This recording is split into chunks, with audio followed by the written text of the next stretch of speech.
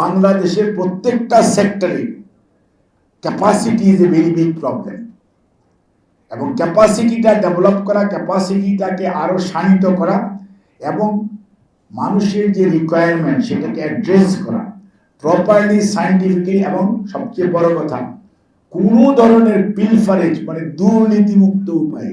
এবার সবচেয়ে বড় সমস্যা কি হয়েছে জানেন?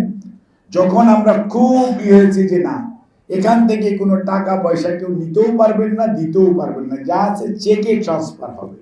সমস্যা হয়ে গেছে এখানে, এখন আর কেউ খরচ করতে পারে না। কাজেই আমরা আপনাদেরকে আশ্বস্ত করতে চাই, hour present prime minister and the present government দুর্নীতির বিরুদ্ধে আমাদের বিন্দু মাত্র ছাড় নাই, whoever he or she may be. আপনাদের মনের মধ্যে যা চাওয়া পাওয়া আছে ইনশাআল্লাহ 29 তারিখে বা 30 তারিখের মধ্যে বাজেট ইনশাআল্লাহ অ্যাপ্রুভ হবে।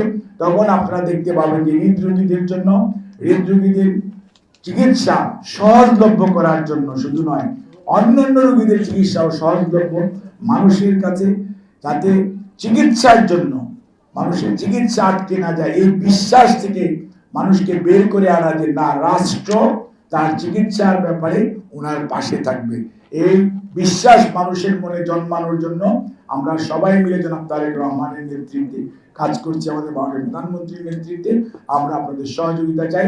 সমাজ কল্যাণে এই প্রোগ্রামে যদি আপনারা আপনাদের যাকাত যে কোনো দান অনুদান দেন, এটা কিন্তু ট্যাক্স ওয়েভ পাবেন, অর্থাৎ এখানে টাকা যদি আপনি অনুদান কন্ট্রিবিউট করেন আপনার ইনকাম ট্যাক্সে আপনি এটার জন্য রেয়াত পাবেন, অর্থাৎ আপনার তত টাকা ইনকাম ট্যাক্স কম লাগবে। কাজে this is a very good side.